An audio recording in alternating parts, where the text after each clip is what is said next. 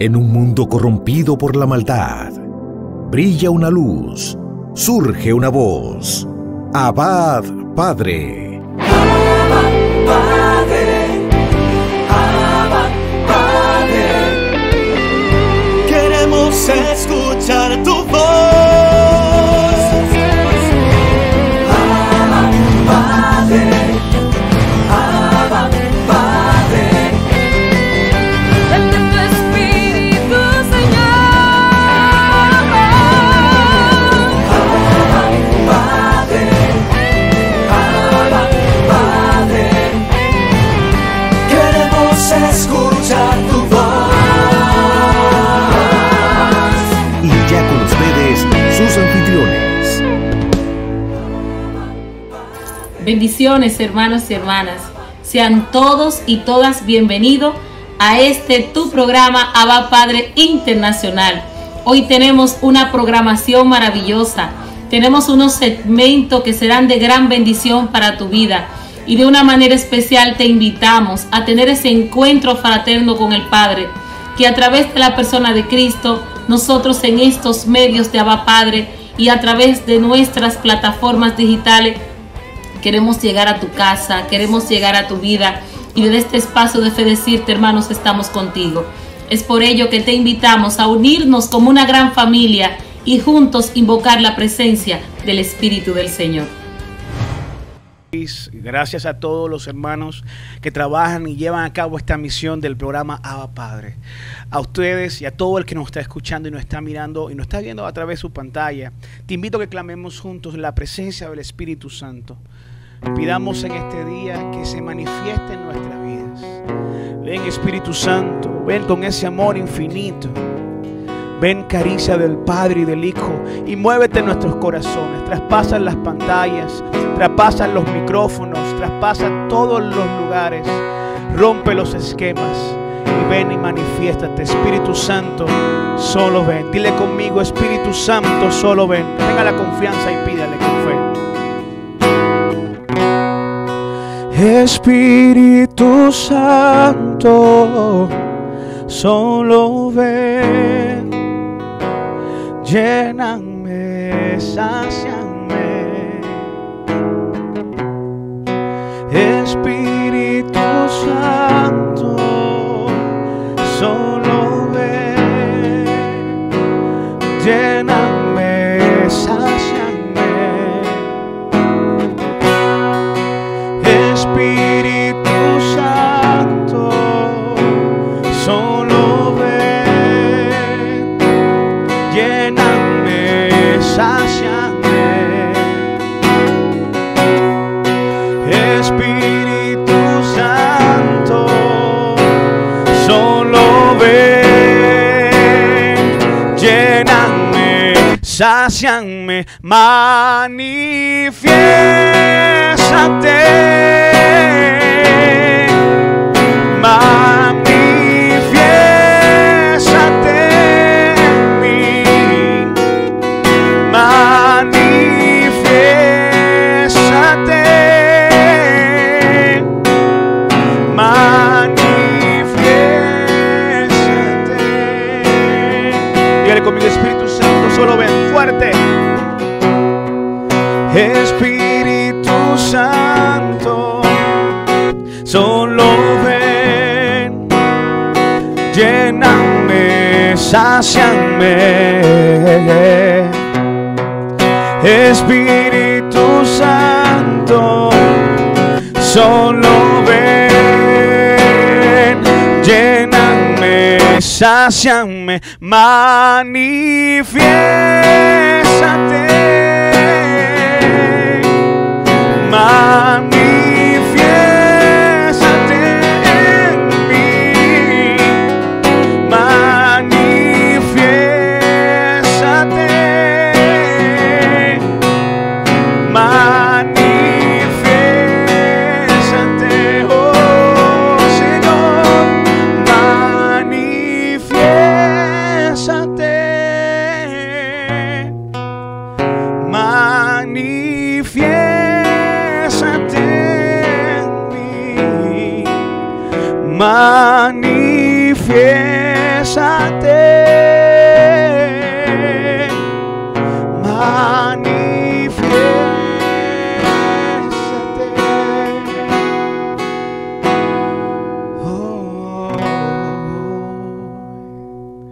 Amén, amén y amén. Y sigue en sintonía con este tu programa Abba Padre.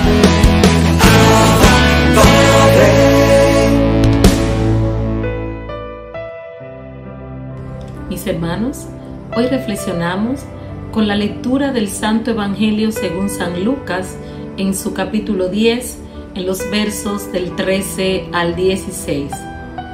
En aquel tiempo dijo Jesús: ay de ti, Corazaín, ay de ti, Betsaida, pues si en Tiro y en Sidón se hubieran hecho los milagros que en vosotras, hace tiempo que se habrían convertido, vestidos de sayal y sentados en ceniza. Por eso el juicio les será más llevadero a Tiro y a Sidón que a vosotras. Y tú, Cafarnaúm, ¿piensas escalar el cielo? Bajarás al abismo. Quien a vosotros escucha, a mí me escucha. Quien a vosotros rechaza, a mí me rechaza. Y quien me rechaza a mí, rechaza al que me ha enviado. Hermanos y hermanas, esto es palabra del Señor. En esta reflexión, el evangelista San Lucas nos presenta esta expresión de Jesús, una expresión de exaltación refiriéndose a las ciudades de Corazaín y de Betsaida, dos ciudades que fueron testigos del poder y la gloria que se manifestaba en la persona de Jesús. Jesucristo pasó por el mundo haciendo el bien. Sin embargo, estas dos ciudades, aún siendo testigo de todo lo que Jesús era capaz de hacer, porque Dios estaba con él, Corazaín y Betsaida, estos habitantes mantuvieron un corazón duro, fueron rebeldes y no abrieron el corazón, no escucharon la voz de Dios, no escuchaban el mensaje a través de la predicación de Cristo y más aún no escuchaban a los discípulos de Jesús. Ellos endurecían el corazón. Y muchas veces, hermanos y hermanas, nosotros aún viendo lo que Dios es capaz de hacer día tras día en nuestras vidas, nosotros no creemos en el poder que tiene nuestro Dios, porque solamente queremos recibir el milagro cuando estamos en la necesidad, cuando estamos pasando las diferentes situaciones adversas. Pero sí nos gusta ser escuchado, sí nos gusta dentro de nuestra condición humana que Dios en su omnisciencia, en todo su señorío, en toda su majestad, preste atención a nuestro clamor, pero no somos capaces de abrir el corazón, de hacer una detención en nuestras vidas y escuchar esa voz de amor, porque Jesús nos invita a tener ese encuentro de amor con el Padre a través de su persona. Y refiriéndose a Cafarnaúm, nos dice a nosotros que el cielo no podemos escalarlo. Alcanzar el cielo no es un capricho, no es un deseo que porque tú y yo lo anhelemos lo vamos a alcanzar, hermanos y hermanas. Alcanzar el cielo cuesta pagar el precio. Y el mismo Jesús más adelante, en el libro de la Revelación, en el capítulo 21, en el verso 3, 4 y 5, nos dice que solo aquel que sea capaz de beber del cáliz que él bebió se sentará junto a él a su derecha. Bendiciones.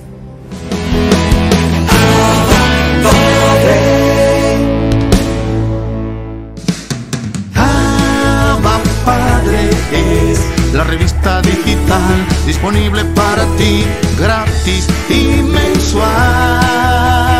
Búscale y comparte la revista digital Abba Padre con temas relevantes para una nueva evangelización con alegría y ardor. Abba Padre, el medio espiritual más completo, práctico y actual para apoyar, animar y difundir la obra santa de los evangelizadores hispanoparlantes de hoy. Gratis y mensual. Abba Padre, la revista digital.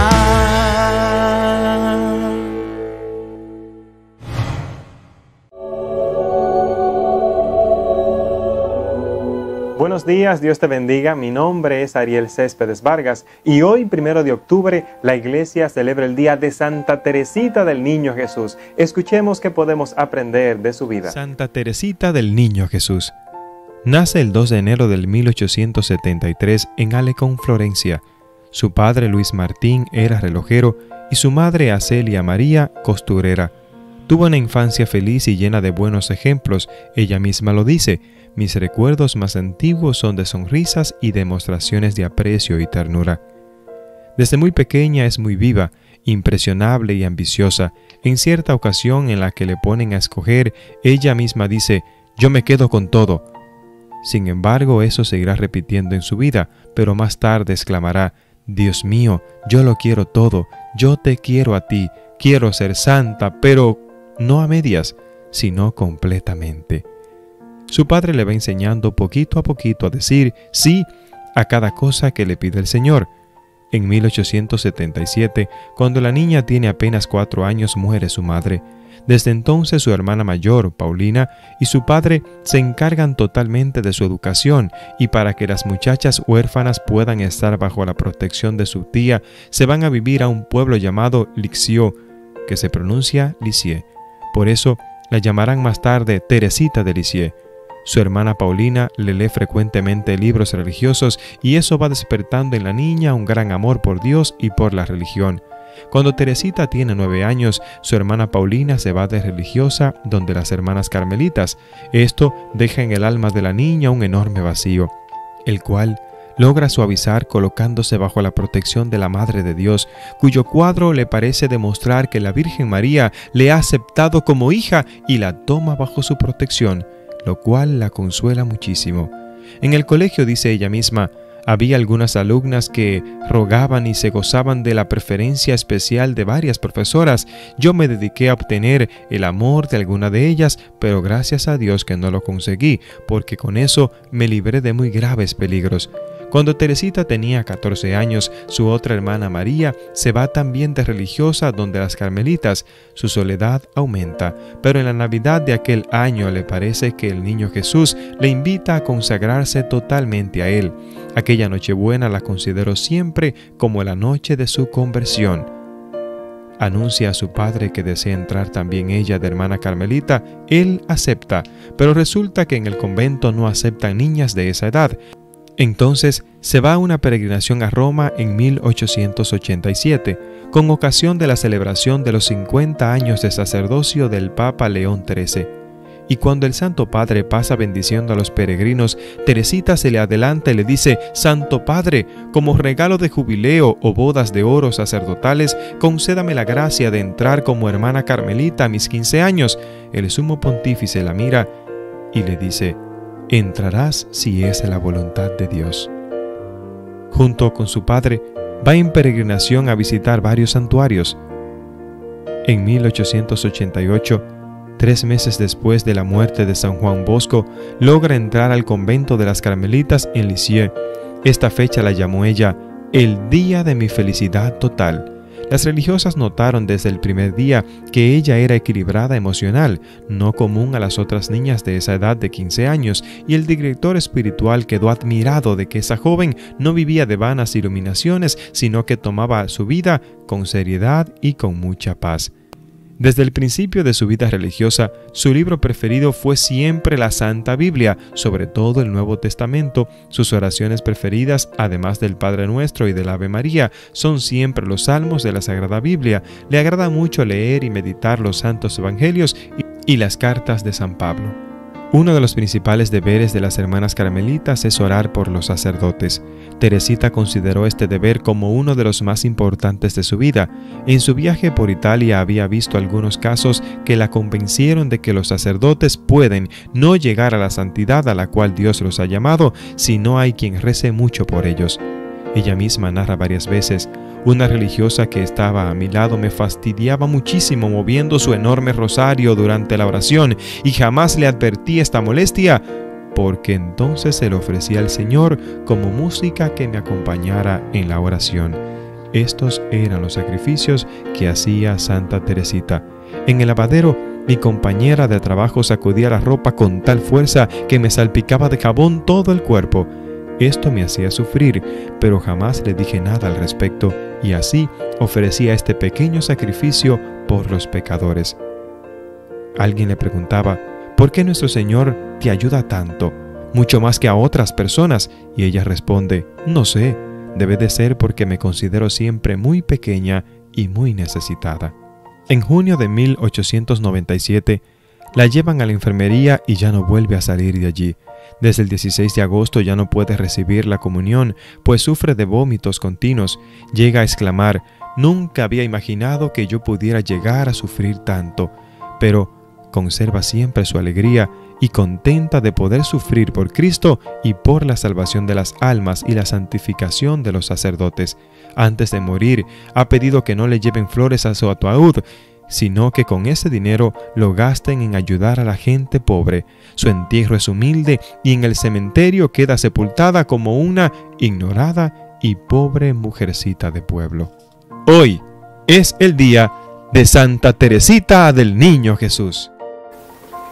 Como pudimos escuchar de Santa Teresita del Niño Jesús, lo primero que tenemos que aprender es su amor al Señor. Señor, te quiero todo, pero quiero, Señor, ser santa, pero santa de verdad, santa por entero. Tú y yo también tenemos un llamado a la santidad y tenemos que ser santos, pero no solo santos de pensamientos, de palabras, tenemos que ser santos de todo, por nuestras obras también deben ser el fruto de nuestra santidad. Tus pensamientos también tienen que ser santos, pero sobre todo, lo que digas tiene que ser santo. Y lo segundo que tenemos que imitar de Santa Teresita es cómo ella se humillaba, cómo ella soportaba por amor al Señor. A ti y a mí no nos gusta humillarnos, no nos gusta reconocer que necesitamos oración, que necesitamos a veces que las personas pues nos entiendan, que necesitamos también entender a los demás. ¿Cuántas veces hemos ido a misa y hay algún niño molestando, hablando mucho? Hay una hermana que quizás tiene un olor desagradable y tú y yo nos apartamos. ¿Dónde está lo cristiano? Esta mujer, cuando estaba en oración, el rosario de una de sus hermanas sonaba mucho y ella lo soportaba por el Señor. Hermanos y hermanas, tú y yo también estamos llamados a soportar por amor a nuestro Señor Jesucristo. Hoy tú y yo tenemos que soportar a alguien, a ese amigo que habla muchísimo y a veces no nos gusta estar con él. Pues sopórtalo por amor al Señor, como hacía el santo cura de Ars. Me encanta que cuando a él se le plantaba una mosca en la cara, pues él la dejaba por el perdón de los pecados de su pueblo. Santa Teresita soportaba por el perdón de los pecados y tú y yo también podemos soportar por el perdón de nuestros pecados. Hoy haré sacrificios, hoy quiero hacer ayuno, hoy quiero invitarte a que amemos al Señor y nos sacrifiquemos por amor a Él. Que Dios te bendiga, que Dios te guarde. Gracias por compartir el santo de hoy y sobre todo, gracias por suscribirte a este canal. Que Dios te bendiga.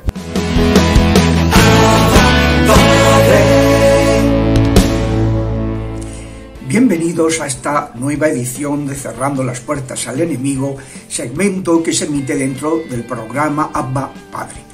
Estamos contemplando la primera puerta, todo lo que se refiere al racionalismo, es decir, la soberbia, el voluntarismo, esa actitud de querer entenderlo todo, el narcisismo, estas doctrinas que piensan que la realización viene del propio yo, que la salvación y la curación viene del propio yo. Nosotros somos respuesta y somos enfermos y necesitamos un principio exterior, que es la gracia del Espíritu Santo, que solo Jesucristo, el Mesías del Padre, nos puede obtener, ¿no?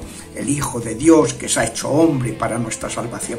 Bueno, hoy quiero detenerme en un aspecto que la gente lo pregunta mucho, es decir, bueno, y cuando el afectado no colabora, ¿se puede hacer algo? Se puede hacer mucho. Pero hay que tener en cuenta que estos procesos no son como una varita mágica, como una máquina de refrescos, ¿no? Que tú echas una monedita y te sale sin tener que poner nada de ti mismo, sino algo externo, ¿no? Pues no. Si la persona implicada, el afectado, se opone a que se rece por él, o ha hecho un pacto con Satanás del que no se ha retractado o está en una situación de pecado, ¿no? Pues una situación de profesional inmoral o una de injusticia, de aceptar una injusticia con los asalariados, o que mantiene una situación, que mantiene una relación sexual ilícita, pues no se puede hacer oraciones de liberación propiamente por esa persona, porque él no quiere recibirlas, ¿no? Otra cosa es que el afectado esté imposibilitado para prestar su consentimiento por edad, porque es pequeño, por enfermedad, porque en estos supuestos no se trata de una oposición voluntaria, sino de una no culpable ausencia de voluntariedad. No, esa persona no es capaz de pedir ayuda y por tanto, pues... Ahora bien, cuando el interesado se opone a colaborar, pues se decía que si se puede hacer algo. Y digo, sí, y mucho, que es una de las cosas que a veces no tenemos en cuenta. Primero, interceder con perseverancia, porque la oración tiene que ser con fe total en el Señor, con perseverancia, que es otra manifestación de esa fe en que el Señor no va a dejar de escucharnos. Y también con humildad, porque en ocasiones los que pedimos por esa persona estamos implicados. Podemos tener parte de la responsabilidad del problema, porque lo de la comunión de los santos a veces son asuntos familiares en los que hay veces en que se demora la liberación porque el Señor, Dios, está esperando que las personas del entorno mejoren. Esto me ha pasado muchas veces de preguntar a los demonios, ¿por qué no os vais? Porque cuando les das una orden tienen que obedecer, y hay veces que no. Y dicen, porque no podemos. ¿Y cómo que no podéis? ¿Cómo es eso de que no podéis? Y dicen, no, porque ella, y se refieren a María, no nos deja. Y eso sucede siempre que el Señor y la Virgen están esperando que los implicados en esa liberación se conviertan. Por eso, pues, hace falta interceder con fe y con humildad, ¿no? Yo lo he visto en muchas ocasiones.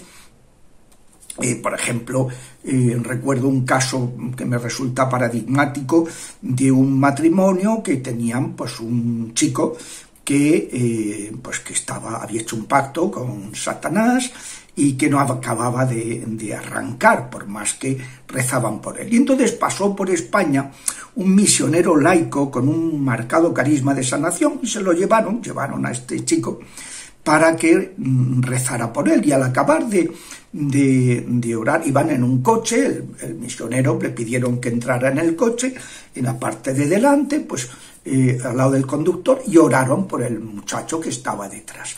Entonces, cuando acabó, llamó el misionero a los padres y les dijo, mirad, lo que yo he percibido está en vosotros, no en vuestro hijo.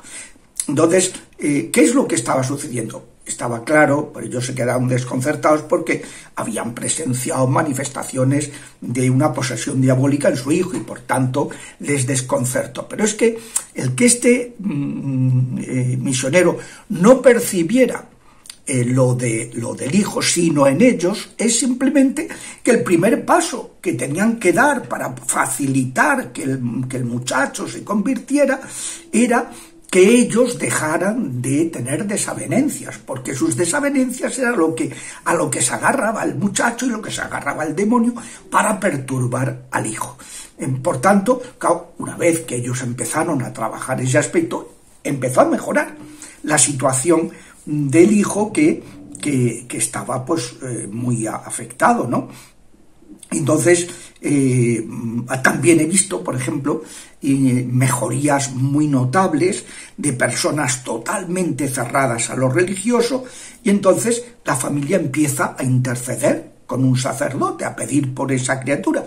Y entonces, se produjo pues una mejoría notabilísima, y es que no olvidemos que muchas veces parte importante de la animadversión de una persona a lo religioso no procede totalmente de la malicia suya, del interesado, sino de otras perturbaciones emocionales que él arrastra sin culpa propia.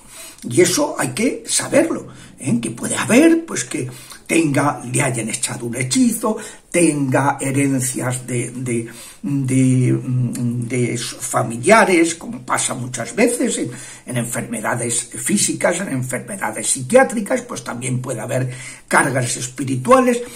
Otras veces puede haber heridas de seno materno muy notorias que le han afectado muchísimo. Entonces todo eso pues es muy clave tenerlo presente, ¿no?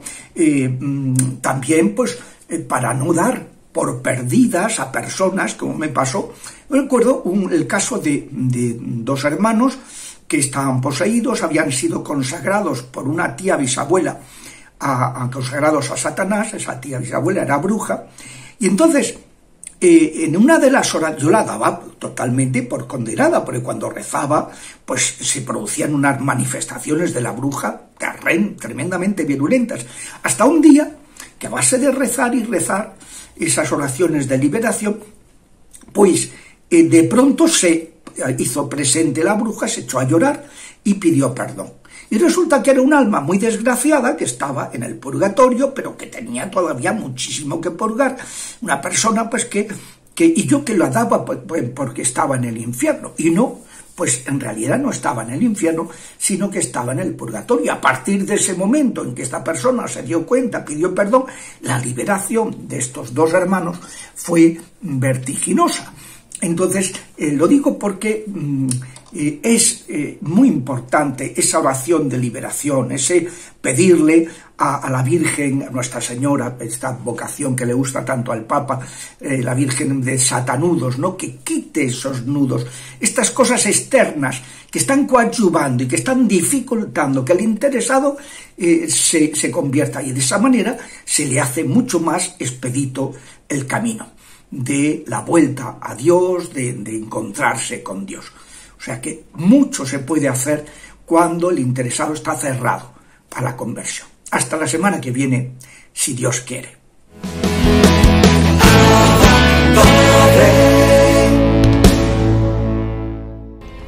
Aquí estamos en Momentos de Teología. Seguimos desarrollando esta parte del credo donde habla de la muerte, de la crucifixión y muerte, sepultura del Señor. Vamos a hablar en este momento de la participación que todos tenemos en el sacrificio de Cristo. La cruz es el único sacrificio de Cristo, porque Él es el único mediador entre Dios y los hombres. Pero porque en su persona divina y encarnada se ha unido en cierto modo con todos los hombres o con todo hombre, Él ofrece a todos la posibilidad de que en la forma de Dios solo conocida se asocien a este misterio pascual. Él llama a sus discípulos a tomar su cruz y seguirle, porque Él sufrió por nosotros, dejándonos un ejemplo para que nosotros sigamos sus huellas. Él quiere, en efecto, asociar su sacrificio redentor a aquellos mismos que son primeros beneficiarios. Eso lo realiza en la forma excelsa, pues su madre María, que está asociada más íntimamente a Él, a su misterio de sufrimiento redentor. Por eso, desde siempre la teología ha utilizado esa imagen del Stabat Mater dolorosa. La madre estaba ahí al pie de la cruz, con esa espada. Decían que esa espada de Simeón, que le dio una espada de atravesar el alma, esa espada era la que la mantenía ella clavada ahí ante su hijo, desangrándose y muriendo de dolor, de soledad, de tristeza. Esa madre ahí junto a su hijo, ofreciendo a ese hijo, ofreciéndole al Padre la vida de ese cordero inmolado, sin mancha, inocente. Pues por eso es que ella es la que lleva esa asociación más íntima, de esa redención, de ese sufrimiento redentor. Se une a su hijo. Y esta es la única verdadera escala al paraíso. Fuera de la cruz no hay otra por donde subir al cielo. es la única escalera.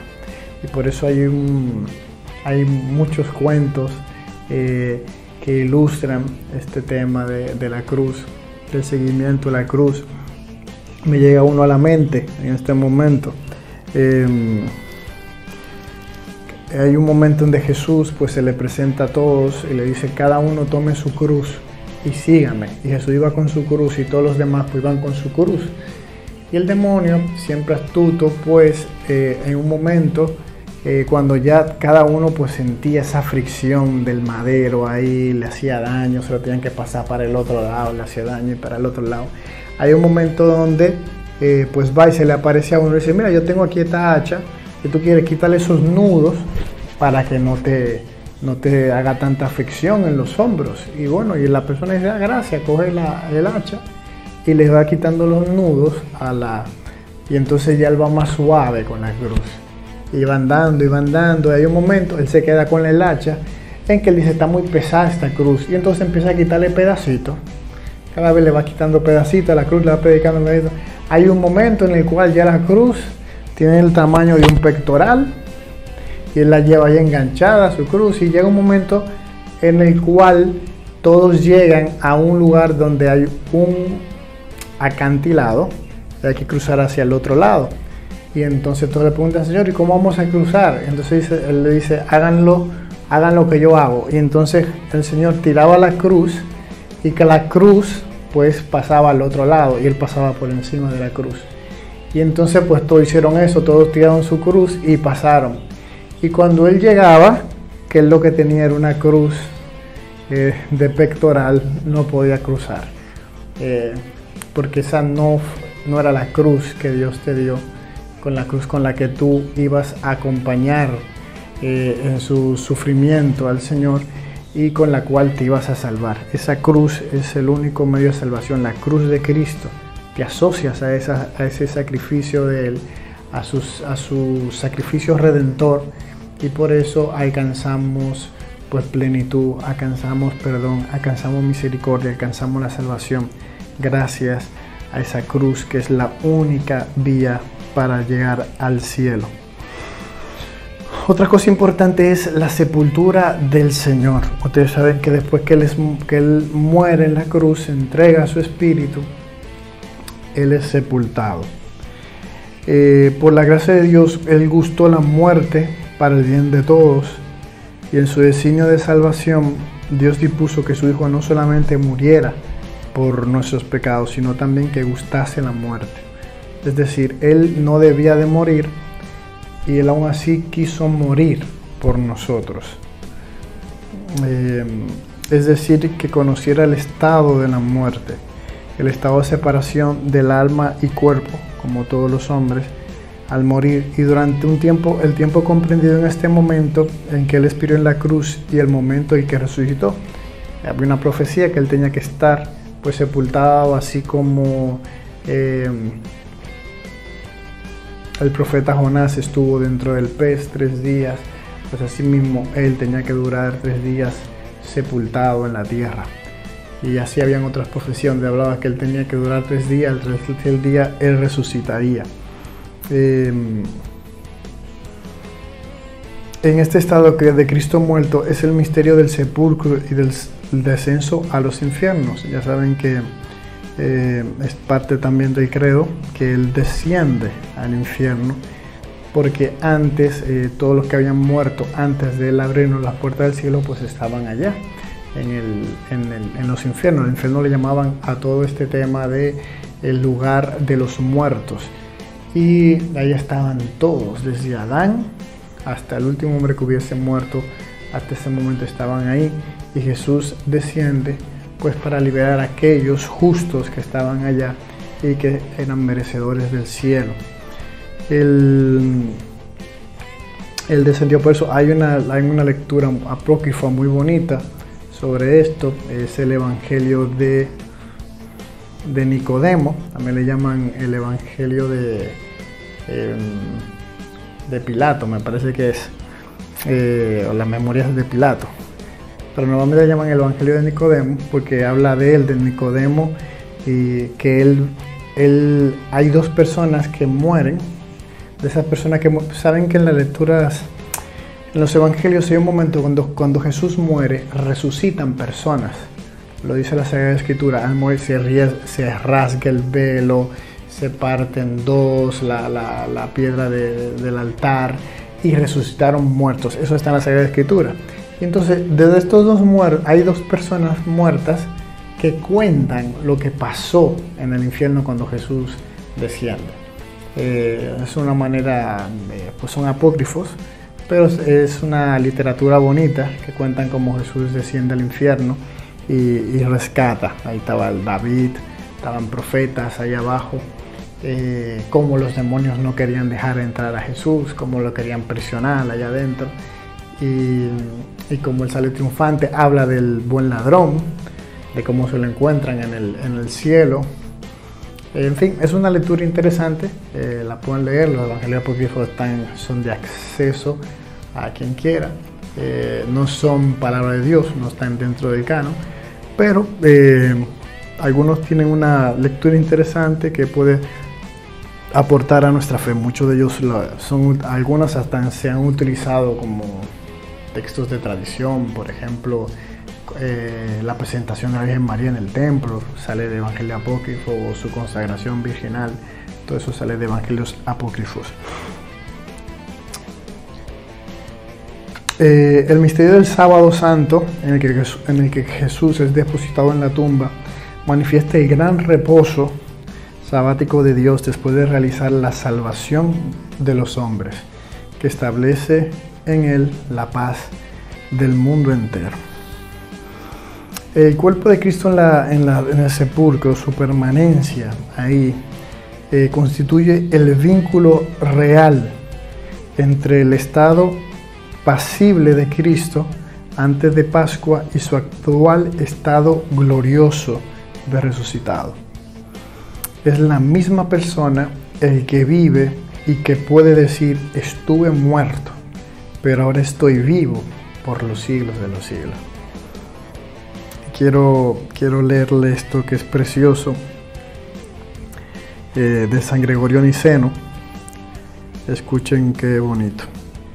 Y este es el misterio del plan providente de Dios sobre la muerte y la resurrección de hijos de entre los muertos, que Dios no impidió a la muerte separar el alma del cuerpo según el orden necesario de la naturaleza, pero los reunió de nuevo una con otro por medio de la resurrección, a fin de ser él mismo en persona el punto de encuentro de la muerte y de la vida, deteniendo en él la descomposición de la naturaleza que produce la muerte y resultando él mismo el principio de reunión de las partes separadas. Como ustedes saben, es para nosotros un dogma de fe que va a haber un momento en el cual todos vamos a resucitar con nuestro cuerpo, y que vendrá, pues, donde esté nuestro cuerpo, las cenizas, las partes, donde sea que quede rastro de nuestro cuerpo, se unirá nuestro propio cuerpo y resucitaremos un cuerpo glorioso. Ya que el príncipe de la vida, que fue llevado a la muerte, es al mismo tiempo el viviente que ha resucitado, era necesario que la persona divina del Hijo haya continuado asumiendo su alma y su cuerpo separados entre sí por la muerte. Y aunque Cristo, en cuanto hombre, se sometió a la muerte y su alma santa fue separada de su cuerpo inmaculado, sin embargo, la divinidad no fue separada ni del uno ni del otro. Esto es, ni del alma ni del cuerpo, y por tanto la persona única no se encontró dividida en dos personas, porque el cuerpo y el alma de Cristo existieron por la misma razón desde el principio en la persona del Verbo, y en la muerte, aunque separados el uno de la otro, permanecieron cada cual con la misma y única persona del Verbo. Esto lo vimos cuando tratamos sobre la dos naturaleza de Jesús, donde tocábamos que Él tiene su naturaleza, pero tiene una sola persona, y esa sola persona es la que tiene dos naturalezas. Y por tanto, por eso era que, por ejemplo, hablábamos de María como Madre de Dios, porque la persona única que hay en Jesús, que es hombre y Dios verdadero, es una. Entonces María es madre de esa persona. ¿De acuerdo? Porque no hay una persona divina y una persona humana, no, es una sola persona, la divina. Entonces cuando se dice, ella con toda propiedad dice, hijo mío, de mis entrañas, porque ha dado a luz a alguien que su persona es la divinidad. Eso ya lo hablamos. Luego también hay una profecía donde dice que no dejarás que tu santo conozca la corrupción. Es un salmo. La muerte de Cristo fue una verdadera muerte en cuanto que puso fin a su existencia humana terrena, pero a causa de la unión de la persona del Hijo, conservó con su cuerpo. Este no solo fue un despojo mortal como los demás, porque no era posible que la muerte lo dominase. Y por eso la virtud divina preservó de la corrupción el cuerpo de Cristo. De Cristo se puede decir a la vez, fue arrancado de la tierra de los vivos, y mi carne reposará en la esperanza de que no abandonarás mi alma en la mansión de los muertos, ni permitirás que tu santo experimente la corrupción. La resurrección de Jesús al tercer día era el signo de ello, también porque se suponía que la corrupción se manifestaba a partir del cuarto día de la persona estar muerta. Nosotros por el bautismo experimentamos esta misma muerte de sepultura. Eso significa bautismo. Baptisein significa eso, sepultar. Y ese era el significado de cuando se hace un bautismo por inmersión. Se sumergía a la persona para que muriera al hombre viejo y al salir de las aguas resucitar con Cristo. Ese es el significado del bautismo. Significa eficazmente la bajada del cristiano al sepulcro, muriendo al pecado con Cristo para una vida nueva. Fuimos pues con él sepultados por el bautismo en la muerte, a fin de que igual que Cristo fue resucitado entre los muertos por medio de la gloria del Padre, así también nosotros vivamos una vida nueva. Vamos a tocar en la próxima. Yo sé que algunos se habrán quedado con toda esa curiosidad. Jesús bajo el infierno. En el próximo momento de teología hablaremos un poquito de eso. Les comentaré un poco más sobre ese evangelio apócrifo, un poquito más pintoresco para que vean de qué trata, cómo narra esa escena. Y luego hablaremos eso de cómo resucita al tercer día. De acuerdo, descensión a los infiernos y resurrección al tercer día. Nos vemos en otra ocasión en Momentos de Teología.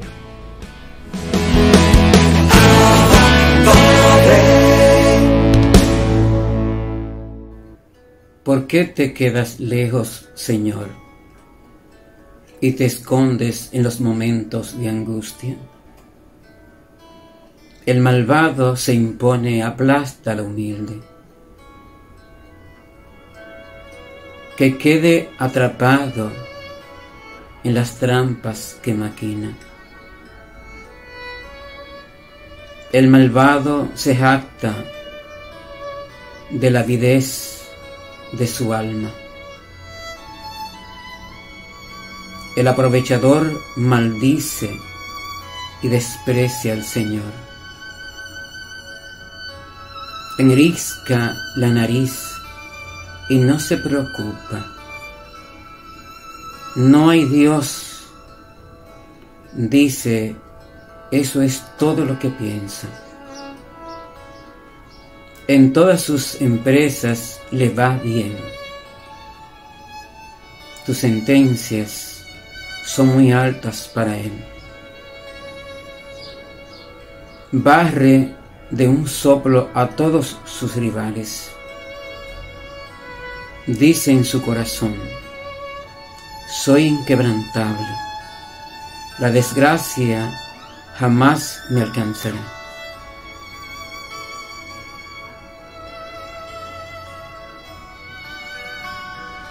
Mis queridos hermanos y hermanas en el Señor, este Salmo 10, del 1 al 7, nos sumerge en la idea de que a los malvados le va mejor que a los buenos, pues no tiene ninguna importancia ser bueno o ser malo. lo mejor sería ser malo, porque le va bien a los malos. Pero como he escuchado a mis abuelos que decían, a los malos le irá bien hasta un día. Después vendrá la desgracia para ellos. Es lo que parece y suele ser en la realidad, que todo les sale bien a los malvados. Pero hay algo con lo cual no cuenta el hombre, y es que sigue viviendo después de esta vida. Y el malvado no le irá nada bien. Su preocupación en la vida, en su tiempo terrenal, es tener más y más. No importa a como dé lugar. Pero la persona buena siempre busca atesorar tesoro donde no se acaba, donde no se destruye el tesoro. El malvado amontona, pero sabemos que tendrá final en esta tierra. Sabemos que el final llega en esta tierra y un día desaparecerá. Un día no lo contará.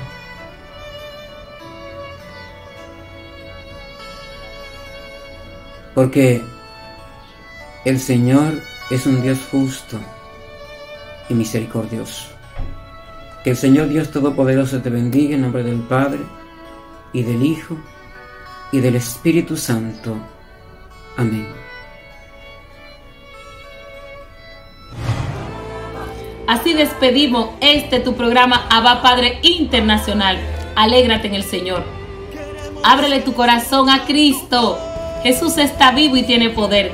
Comparte este link con tus contactos, amigos y familiares y conviértete en un evangelizador a través de estos medios. Bendiciones. Hasta la próxima.